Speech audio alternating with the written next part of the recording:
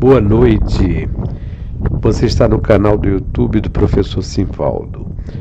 Hoje a apresentação é sobre a Carlota Joaquina, a rainha na Fazenda Real de Santa Cruz.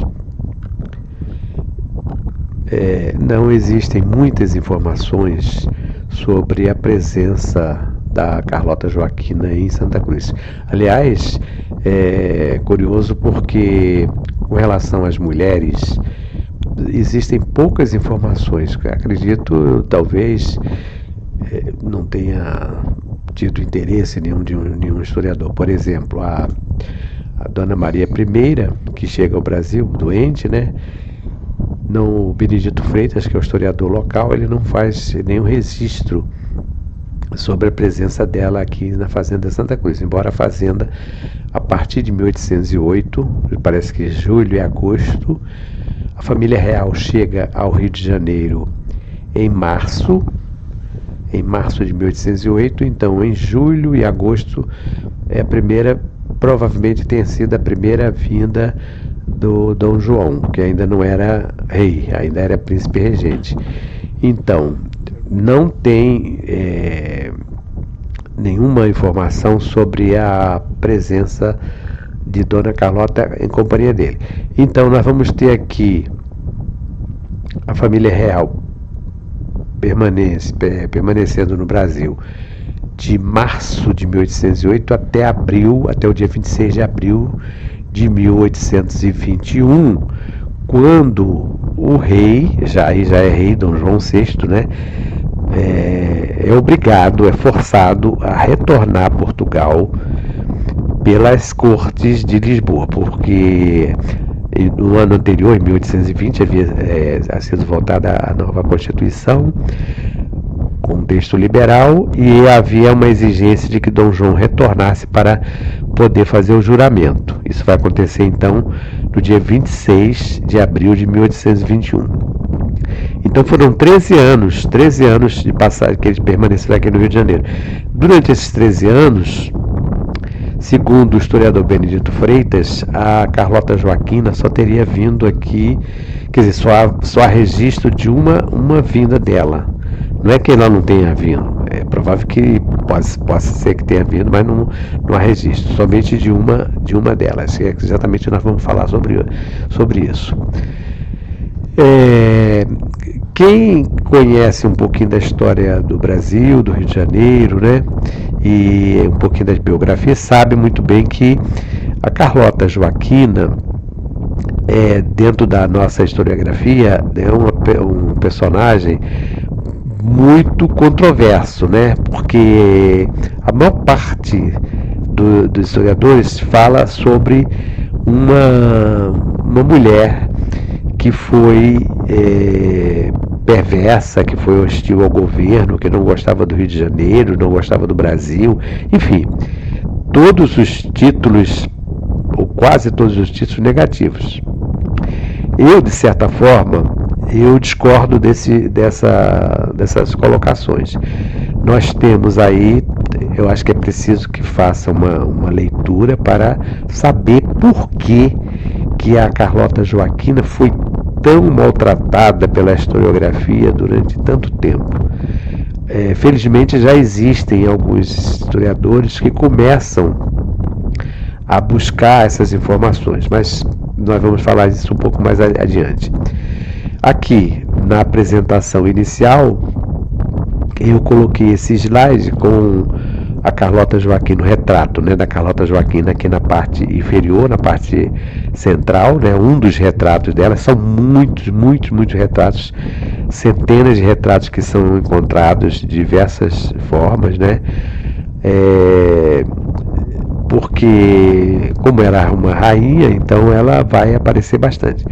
E coloquei também a sequência feita pela Onilda Aquino, daqueles painéis, óleo sobre painel, sobre madeira, sobre eucatexe, que se encontram na entrada, né, no hall do 1º Batalhão de Engenharia de Combate, que foi o antigo convento dos padres jesuítas. Então, na parte superior à esquerda tem ainda uma concepção da Unilda feita a partir da própria criação dela, né? Mostrando o convento com aquela torre cineira em formato de a cabeça, né, em formato de laranja. Então essa é uma concepção dela, que seria, vamos dizer assim, o início, o convento e a capela residência. Na direita, na parte superior à direita, já é um trabalho da Unilda. Unilda Aquino era uma artista de Santa Cruz, faleceu há uns 3, 4 anos atrás, e aqui já mostra o prédio em 1817, que exatamente na época em que a família real estava por aqui. A família real chega em 1808, então, e nesse período o prédio está passando por uma reforma, como vocês podem ver. Já apresentei várias vezes, falei muitas vezes, é um trabalho da Unilda, mas baseado numa iconografia do Thomas Ender. Então vocês observem ali na parte esquerda da igreja, da torre, os andaimes. Então foi um registro muito bem feito, muito preciso, do Thomas Ender, que era um pintor austríaco, né, que veio com Dona Leopoldina, uma missão austro-bávara, né, com vários artistas, cientistas, acompanhando a Dona Leopoldina por ocasião do casamento. Então, é um trabalho de 1817, quer dizer, 1987, uma releitura, digamos assim, da Unilda. E aqui à esquerda, embaixo, na parte inferior, tem um desenho também da Unilda, né, um óleo sobre tela, mostrando já o Palácio Imperial também, já com as senzalas, baseado no trabalho do Debré, no desenho do Debré. O Debré não datou a aquarela que ele fez de Santa Cruz. O óleo sobre tela, provavelmente ele fez um óleo sobre tela e também a aquarela, e depois as gravuras. Isso é todo um processo que vai acompanhando. Então a Unilda fez aqui. E por último, à direita, na parte inferior, nós temos quartel, já nos dias de hoje, uma visão contemporânea do quartel. Claro que ela fez isso aqui baseada em 1987, foi o ano que ela produziu isso. Na época era o comandante, era o coronel Hélio Vieira Borges, né, que teve essa iniciativa. Então, a ideia de colocar esses quadros da Unilda é para mostrar como era o Palácio Imperial de Santa Cruz na época que provavelmente a Carlota Joaquina teria vindo aqui. E então, já que nós estamos falando da Carlota Joaquina, vamos entender um pouquinho o porquê dessa animosidade, né? Esse negativismo em relação à biografia dela. Então, ela era chamada infanta. Tanto em Portugal como em Espanha, são as filhas de reis que não são herdeiras da coroa. Aí, essa pequena informação que eu tirei do Weiss, né, uma definição do Weiss, é infanta. O que é infância? A filha de reis que não é herdeira da coroa. Isso aqui, para a personalidade forte, perspicaz, inteligente da Carlota Joaquina, isso já é um sinal de uma situação que ela não vai concordar, porque ela vai ser rainha, mas não vai exercer, vai ser princesa, mas não vai exercer, então vai ficar só com aquela coisa decorativa. Para uma personalidade como a dela, eu acho que isso aí já é um fator de complicação. Então, ela nasceu no Palácio Real de Aranjuez, na Espanha, no dia 25 de abril de 1775.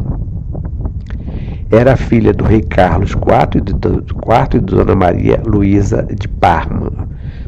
Na época, os dois eram príncipes das Astúrias e futuros reis da Espanha de 1788 a 1808. A Carlota era irmã do príncipe Fernando, futuro Fernando VI da Espanha, e era neta do rei Carlos III da Espanha. Foi exatamente o rei Carlos III quem propôs o casamento dela com Dom João, né, do príncipe. Dom João era chamado Príncipe da Beija, porque ele também não era um herdeiro. Dom João era o terceiro na dinastia para assumir o reinado. Mas o rei Carlos III, que era o avô da dona Carlota Joaquina, propôs o casamento, que fosse realizado o casamento, que fosse contratado o casamento. Porque, vejam bem, aqui tem a infanta, ela está com apenas 10 anos de idade. Embora aparente mais, ela está com apenas 10 anos de idade. Foi um retrato feito na época. Então, o casamento começou a ser contratado a partir dos 10 anos. Isso por quê? Porque havia interesse do rei, né, do rei da Espanha, o avô dela, né, da união das coroas, porque aí fortalecia a aliança entre Portugal e Espanha. E aqui eu coloquei esta foto, que é uma foto tirada da internet, uma foto atual, do Palácio Real de Aranjuez, da Espanha. Eu já fiz um comentário aqui com vocês que as realezas europeias, elas sempre tiveram 3 tipos de residência, né? Uma residência doméstica, onde vivia a família, né? A residência política e diplomática, onde eram feitos os despachos, e uma residência rural, uma residência mais de descanso. E aqui no caso, o Palácio Real de Aranjuez, da Espanha, que fica mais ou menos nas proximidades de Madrid, foi onde nasceu a dona Carlota Joaquina. E esse palácio, alguns historiadores brasileiros já fizeram uma certa comparação. Eu queria que vocês prestassem bem atenção na posição, na situação geográfica, na posição daqui da praça, né? Mas então, aqui já houve quem fizesse comparação entre o Palácio Real de Aranjuez, da Espanha, e também do Palácio Schönbrunn, em Viena, na Áustria, com o Palácio Real de Santa Cruz.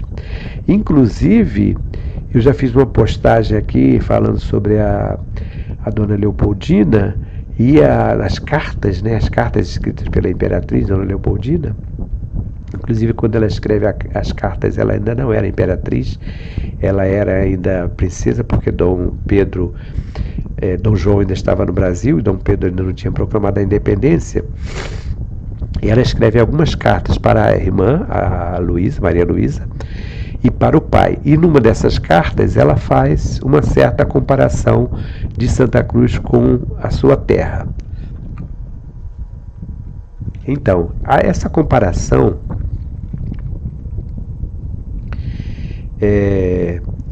esta aproximação de semelhança que é feita por alguns historiadores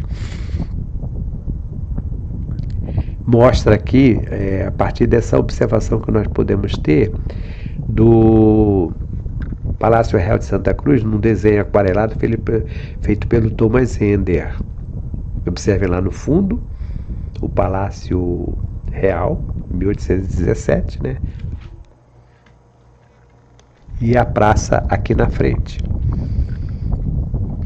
E aqui eu coloquei esta foto atual do quartel, e a cópia da carta que ela escreveu daqui de Santa Cruz em 1º de março de 1818.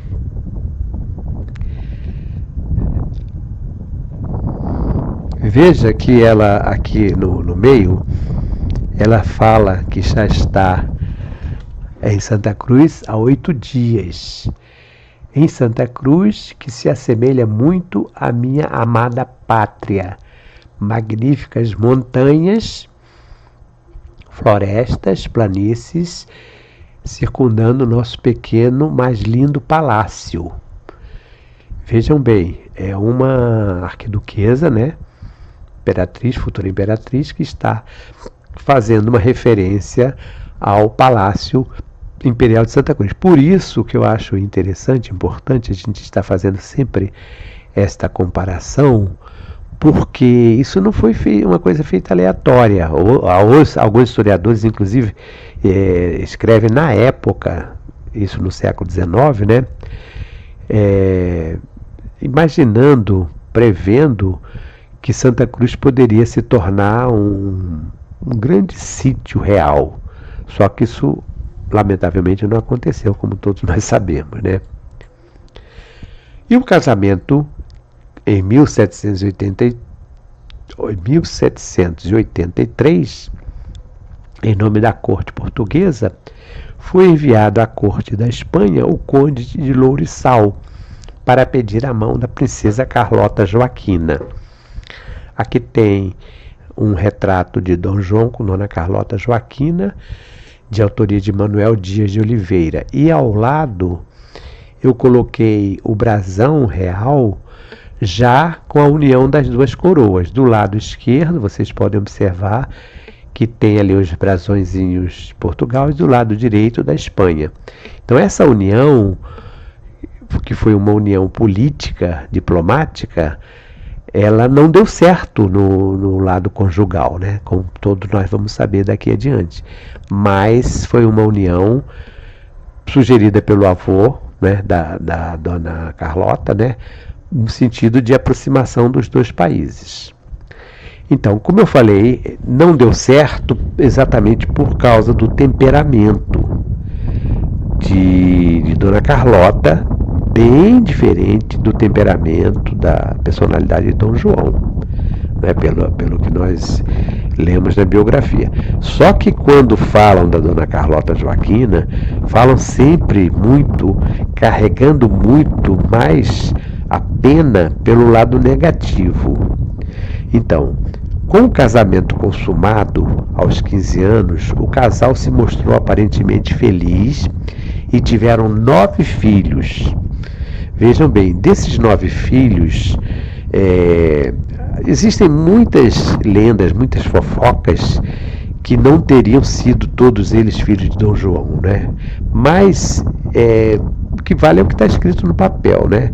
Na verdade, todos eles foram filhos, sim, de Dom João. Depois viveram separados, porque, como eu falei, se as duas personalidades não estavam se entendendo, então acabaram se separando. Aí Dona Carlota passou a viver no Palácio de Queluz com os filhos, e Dom João viveu no Palácio de Mafra. Entre Mafra e Queluz existe uma distância aí de 28 quilômetros, atualmente cerca de 25 minutos de carro. E aqui no Brasil, aqui no Rio de Janeiro, também aconteceu mais ou menos uma separação, né? Eles não viveram no mesmo palácio. Aqui, a Dona Carlota, ela comprou esse palácio, aqui tem uma pintura de 1835, que é um palacete da Rainha Carlota Joaquina em Botafogo. Esse belo palacete ficava no final do Caminho Novo para Botafogo, que é a atual Rua Marquês de Abrantes. A casa pertenceu à família real até a morte de Dom Pedro I. Permaneceu fechada. Depois o imóvel foi adquirido pelo Visconde de Abrantes, o futuro Marquês de Abrantes. Ele foi demolido e a construção de outro edifício. Vocês observem aqui o palácio, o local era muito bonito, como hoje, ainda hoje, né, Botafogo. A carruagem chegando, provavelmente com a Dona Carlota Joaquina dentro da casa. E aqui ao lado eu coloquei 2 retratos. Um do lado direito é uma medalha comemorativa e outro do lado é um desenho de autoria do Debré. Então esse palácio aqui foi onde ela morou. E já o Dom João VI, ele passou a viver na Quinta da Boa Vista, né? Então, quando nós falamos da presença da Carlota Joaquina em Santa Cruz, é porque Dom João, além da Quinta da Boa Vista, ele tinha uma predileção muito grande por Santa Cruz. Então, volta e meia, ele estava aqui em Santa Cruz e chegou a um período, ele permaneceu 3 meses. Aqui tem alguns desenhos do Debré, a partir de baixo até na parte superior, mostrando a evolução do local onde hoje tem o Museu Nacional né, da Universidade Federal do Rio de Janeiro, a chamada Quinta da Boa Vista, que foi exatamente a residência. Lá em cima tem o desenho do Debré, de 1831, foi o ano que Debré retornou à França, né? Aqui no meio, de 1822, e a terceira, de cima para baixo, de 1816, que foi exatamente o ano em que chegou a família real. A família 1816, não, a família real chegou em 1808, que é o de baixo aqui. Quando a família real chega, eles vão morar inicialmente no Paço Imperial, onde tinha o antigo convento do Carmo. A Dona Maria ficou alojada, né, hospedada nas proximidades das instalações do convento do Carmo, ali ao lado da igreja Nossa Senhora do Carmo, na Praça 15. Só depois, quando o Palácio da Quinta da Boa Vista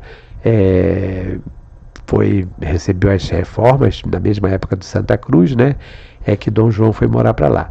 Então vejam bem, aqui vocês têm a residência, aqui no Rio de Janeiro, né, da Dona Carlota, e embaixo na quinta de Dom João.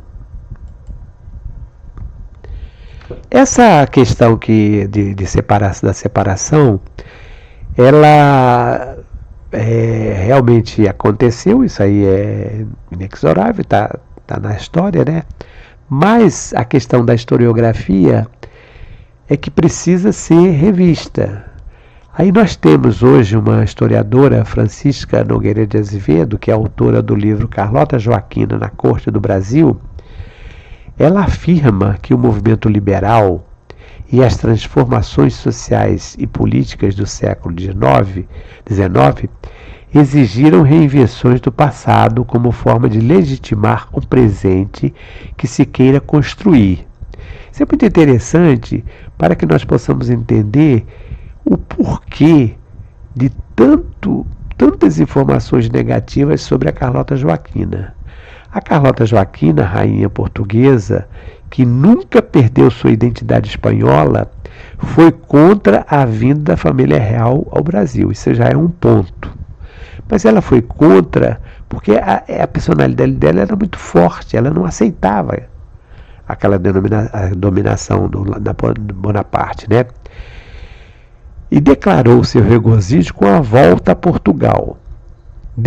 Defendeu o absolutismo e se recusou a assinar a Constituição Liberal Portuguesa. Essa Constituição Liberal Portuguesa, que foi elaborada, foi produzida no ano 1820, um ano antes de Dom João, é que vai forçar, né, as cortes, a partir da Constituição, vai forçar o retorno de Dom João. Porque se dependesse mesmo de Dom João VI, aí já era rei, ele teria ficado no Brasil. Então isso aqui certamente não vai servir para que elas fique no pódio dos personagens dignos da memória nacional. Por isso que ela fica colocada numa situação de inferioridade. E não deveria ser. Outro também que estava revendo com os seus textos, né, seus livros, é o escritor argentino Marcílio Cassotti. Ele diz que houve uma campanha sórdida dos governos português e inglês para desmoralizar a rainha, que sempre defendeu os interesses políticos coloniais espanhóis. Quer dizer, eu concordo com ambos, eu acho que é preciso fazer uma leitura bem mais isenta, né? Vamos dizer assim, isenta de preconceitos, para que nós possamos compreender realmente o papel da Dona Carlota. Na história contemporânea, ainda se encontra dificuldade em desenhar o perfil histórico da mulher de Dom João VI, cuja figura está envolta de anedotas, lendas e rumores, amplamente difundidas no imaginário popular.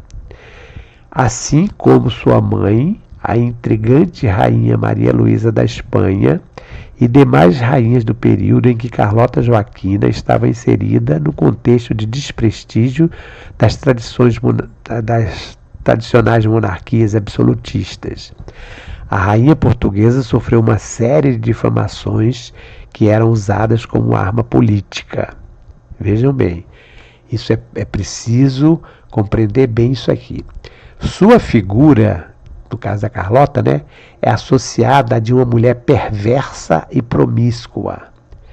É incrível como é que os livros aparecem, a rainha promíscua, a rainha perversa, que insaciavelmente conspirava contra o marido, príncipe regente.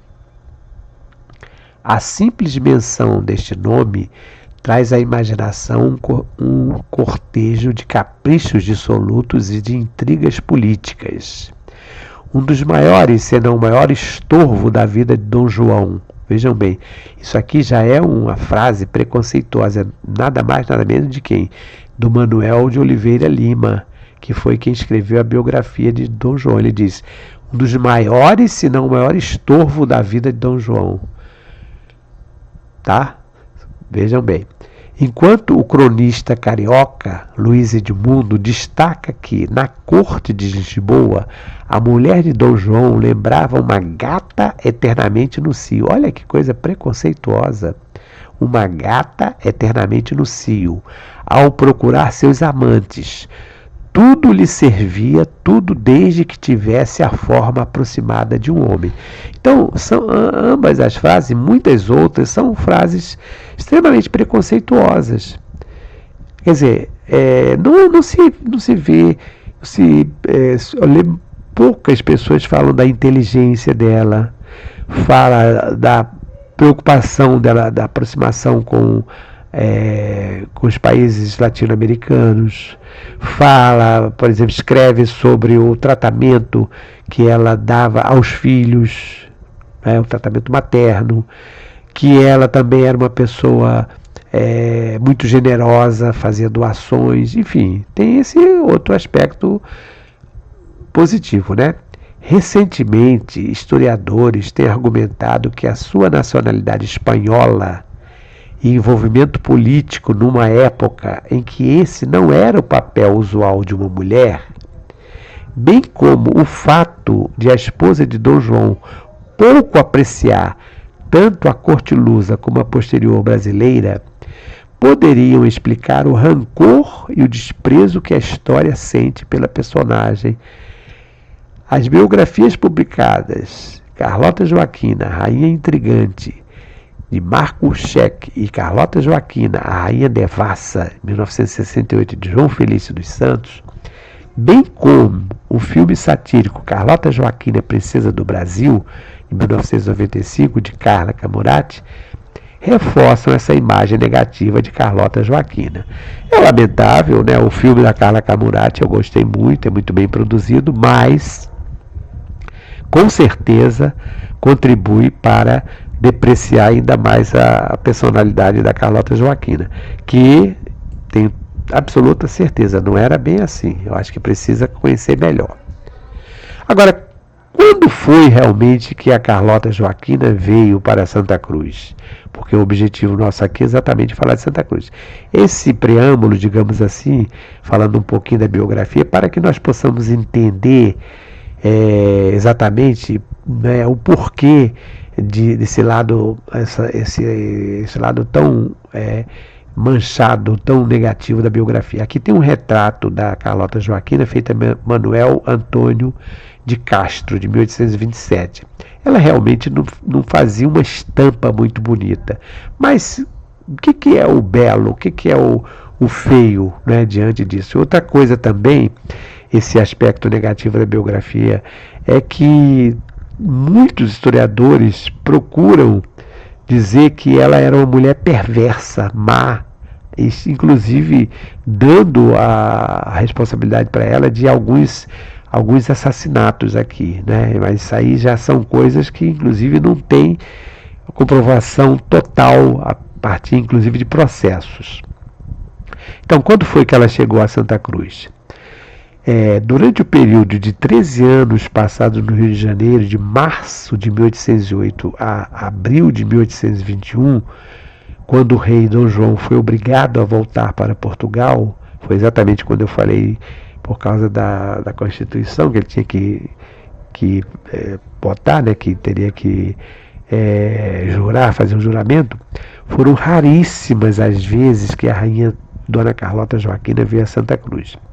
O historiador Benedito Freitas, no capítulo intitulado Dom João VI em Santa Cruz, do segundo volume da sua conhecida trilogia de livros sobre a história do bairro, assinala que, embora o rei ficasse aqui 3 vezes por ano, sua mulher não o acompanhava.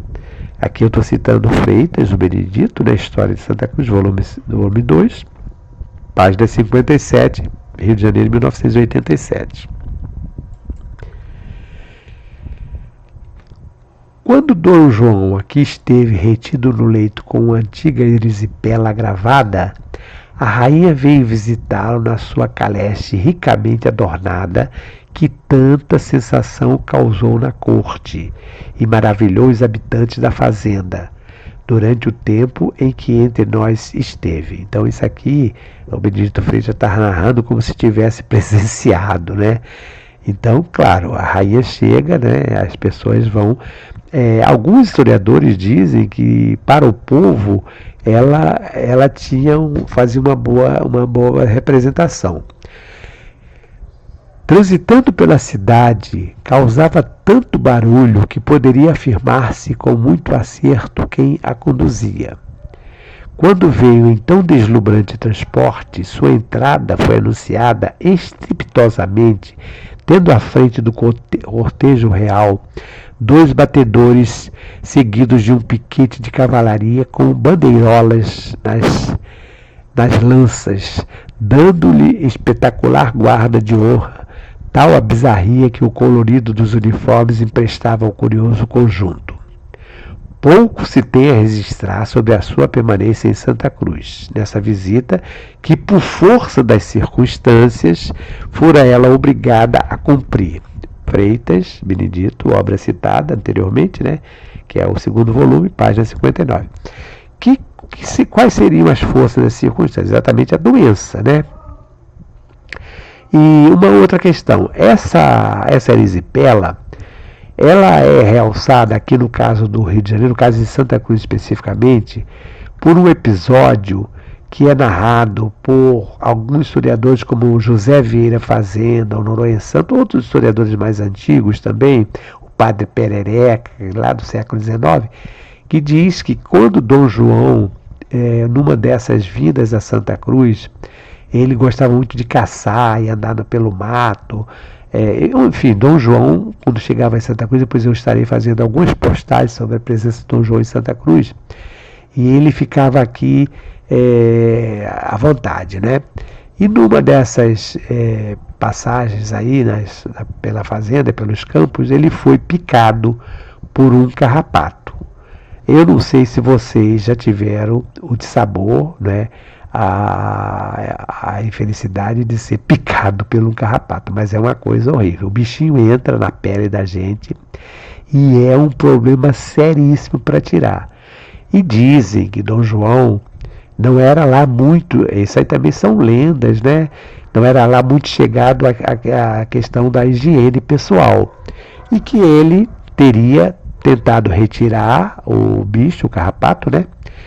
E acabou criando uma situação complicada porque inflamou a perna, teve que ir ao médico, né? Os médicos, né? Os chamados médicos do dia. Também soube que, pelas essas narrações do Vieira Fazenda e outros mais, que alguns médicos recomendaram que ele passasse a tomar banho de mar, né? Porque alguns memorialistas dizem que Dom João não gostava muito de tomar banho. Isso são lendas também. Essas questões depreciativas, nós precisamos sempre estar lendo com um olhar enviesado, porque nem sempre essa exceção é verdade. Mas diz então que esse carrapato foi a causa desse grande problema, né, de Dom João. Inclusive teve um período que ele nem podia andar, ele tinha que ser carregado naquela chamada cadeirinha de arruar, que é aquela rede, né, um tipo de rede levada por dois escravizados, para que ele pudesse se locomover. Então, por esse motivo, ele estava doente e a Carlota Joaquina veio visitá-lo.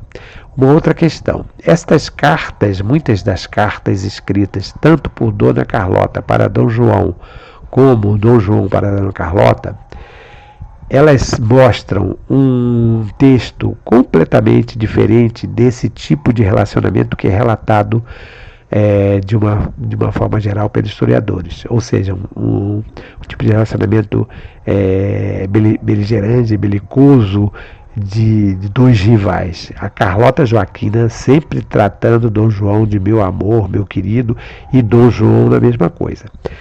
O Oliveira Lima diz que isso aí foi hipocrisia, que havia interesse nisso aí. A verdade é a seguinte: vale o que está escrito. Então as cartas, que essas cartas foram publicadas recentemente, né? Elas mostram isso que nós acabamos de falar, que é um tratamento bem amoroso, bem delicado. Um outro episódio também muito falado, inclusive até por um historiador norte-americano que escreveu um livro sobre a rainha de Portugal no Brasil, Dona Carlota, fala sobre o tratamento que ela dispensava ou mandava, né, durante a passagem pelas ruas do Rio de Janeiro. Eu coloquei aqui essa gravura aqui ao lado, né? A gravura ao lado, de autoria não identificada, intitulada "O ministro americano se recusa a descer do cavalo diante da carruagem da rainha de Portugal". Retrata um dos momentos em que a rainha fez questão de impor sua autoridade e acabou causando um incidente diplomático entre a corte portuguesa e os Estados Unidos. Vejam aqui à esquerda na gravura que tem uma figura, né? Que seria, no caso aqui seria o ministro. O ministro aqui era o diplomata, era o embaixador, naquela época eles chamavam de ministro, né?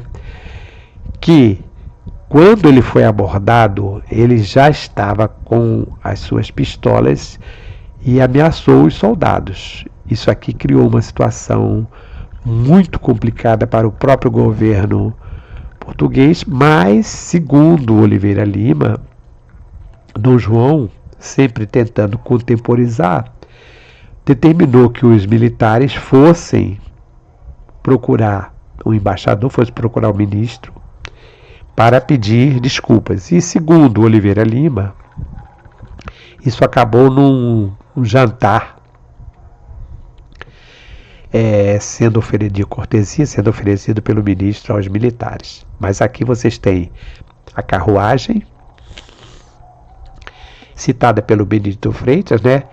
Aqui transitando pela cidade, causava tanto barulho que poderia afirmar-se com muito acerto quem a conduzia. No caso aqui, Dona Carlota estaria ali dentro, né?